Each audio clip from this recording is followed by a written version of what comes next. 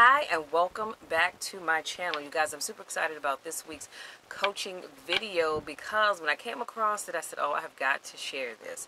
So this was an article that Steve Jobs wrote, and he gives his advice on the only 4 times that you should say no. So let's jump right on in. So number 1, he says, say no to cluttering your mind. So the first order of priority is to declutter your mind from stuff. That can be unimportant things, tasks, calendar items, appointments, meetings, social events, and other frivolous activities that you can reprioritize for later, delegate to other people, or simply just take them off your list altogether. The less your mind is cluttered, the better focused you will be. Can't stress that enough. I know so many people that just they have so much clutter. And it's not bad stuff. Don't get me wrong now. It's not bad stuff, but they just have so much clutter, like just so much stuff. And I'm going to tell you this. I can remember, and I'm dating myself, back when everybody that used the BlackBerry. I don't know if you all had one, but I had a BlackBerry. I actually went through 3 of them. So my life was in my BlackBerry. Everything I needed to do was in my BlackBerry. And so my first one died. I was like, oh dear God, how am I going to function? So I got another one. That was working fine. Eventually that one died. And so I got the 3rd one. So when my 3rd one died, I said, look, that's it. I'm just done. I'm just going to get a calendar. And then I moved from calendars into planners. So now, Lord, guess what? Y'all, have 3 planners. I have this one that stays in my purse. I have a medium-sized one that stays at home on my desk. And then I have one just for my social media stuff. So now I've got to make sure that I have everything, well, not the social media planner so much, but my medium-sized planner and my mini one, I need to make sure that what's in one is in the other one so that my life stays on track. But we have a lot of clutter going on. So we need to get rid of, declutter, so that we can better focus, because it's hard to focus when you have so much stuff on your plate and you're going from here to here to there to there. It's just too much. So we need to declutter. Okay. Number 2, say no to interruptions. Technology is one of the greatest obstacles to gaining good focus. The constant distractions from notifications can take you off track. First, when you get in the office, avoid jumping into your email. And let me put a pin right here, because when I get to my office in the morning, I walk in, I say my good mornings, open up my office door, put my stuff down in my chair, go to my cabinet, get my teacup out, a pack of tea. I go to the pantry. And I take my water bottle too, because I go to the pantry, get me some water, and ice and water, and I get my morning tea, right? Come back to my desk, log into my computer, and the first thing I do is go to my email. You know why? Because I need to see what came in my email after I left the previous day. You know, what is it that I need to be working on? I do keep a to-do list, and it's just those sticky posted on my desk of things that I need to do for the next day. So when I leave work, like today's, I'll have a sticky note for tomorrow, you know, just so I can stay on track of things I need to do when I come in the morning.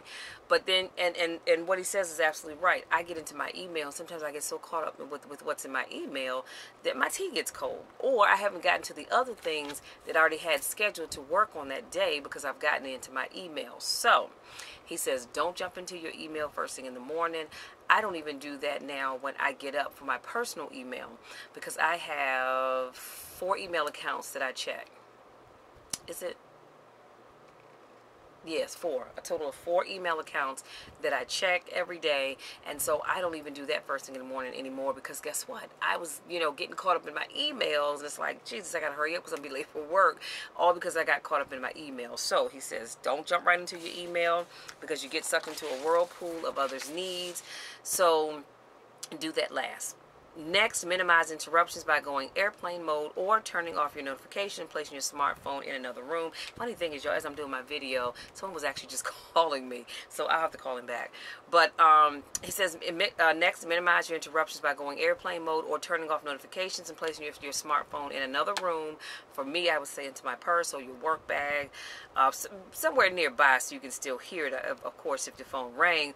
Or you can download an app called Freedom and put it on all your devices and I'm assuming, because I've never used this app, I'm assuming it allows you to block off time where you're not receiving calls. Sort of like, you know, when you're driving, you can do that for your phone. So if someone calls you while you're driving, you don't have to worry about talking on the phone and driving.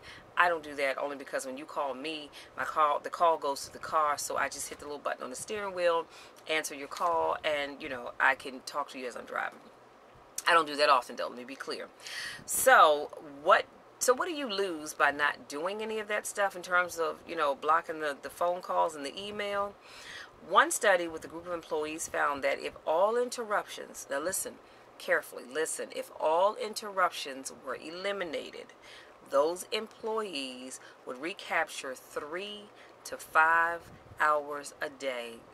Let me say that again, because I need y'all I need you to let that sink in. If you got rid of all these, eliminated all these distractions, you can get back 3 to 5 hours a day, which equals 40 to 60% of the standard workday. Because we get distracted. I am in an office. My office door is open from the time I come in the morning until the time I go home in the evening. The only time I close it if I'm leaving my office to go to a meeting, or I'm going to go run and pick up some lunch. And actually, well, we eat lunch in the back of our office. We have a table. We can look at the I forget the freeway that runs back and forth. But anyway, behind our building. But we eat lunch there. And 9 times out of 10, my office door is closed when I'm not in it, or if I'm not going to be in it for a while, I do close it. But other than that, my office door is open. So when you walk by, people walk by, hey, I'm like, hey, how you doing? Sometimes they'll come in, stand and talk. Sometimes they'll sit down and talk. And, you know, it's all good because we don't talk long, but that's still a distraction. And if I had 20 people a day come by my office and chit-chat, I'd never get anything done. So these are some things, again, that you can do to take back your time.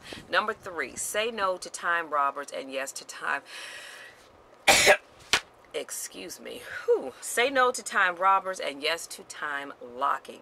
And this is a term that I had never heard of, you guys. So time locking is the perfect way to recover stolen time from the people you work with. The time robbers who interrupt you constantly.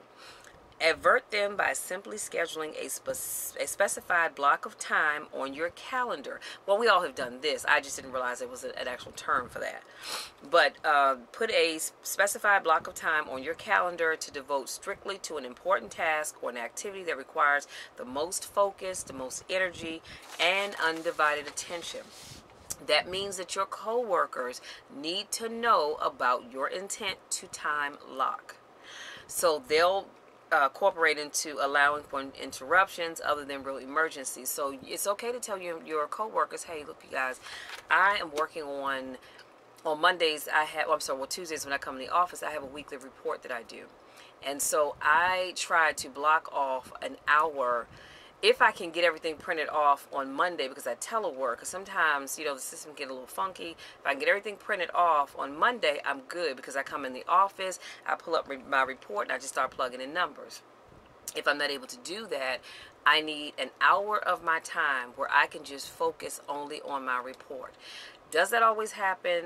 Typically no, because somebody comes in, they have a question about something, they want me to review something. So, you know, I try to stick to my time being locked in just to do that, but it doesn't always work. But you know what? I can be a little more aggressive about making sure it works. So, number 4. Last but not least, say no to your own unbelief. Sometimes the whole business of having one true focus that will leave a legacy really comes down to a mindset. It's your mindset, and that mindset is of you believing in yourself. Let me ask you this. When you don't believe in yourself, why should other people believe in you if you don't believe in you?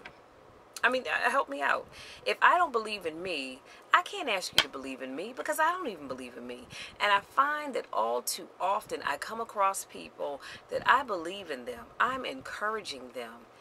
And they'll go, well, I'm glad you believe it's going to work. And it just breaks my heart when I hear people say that, because it's like, okay, I believe in you, but you don't believe in you. So you've got to believe in yourself for those big, hairy, audacious goals. You will need to stay positive about the journey ahead and look at the progress you've already made in hindsight. Set good boundaries and treasure your time and focus by staying positive and by sharing your big, hairy, audacious goals with a few close colleagues so they can cheer you on and help keep you on target. And y'all know I'm a stickler about who you share your stuff with. I'm a stickler about that because not everybody needs to know your plans. So be careful who you tell your goals and your dreams to. Some people truly want, some of your friends and your inner circle, they really want to know because they're happy for you and they're going to cheer you on. But just know that some of the people that are cheering you on, honey, they're not cheering you on hoping that you're going to succeed. They're cheering you on saying, I'm just going to sit back and watch them fail. Which is really sad, but there are people that do that. They smile in your face, they're clapping for you, they're saying all the right things, but really, you think it's because they want you to win.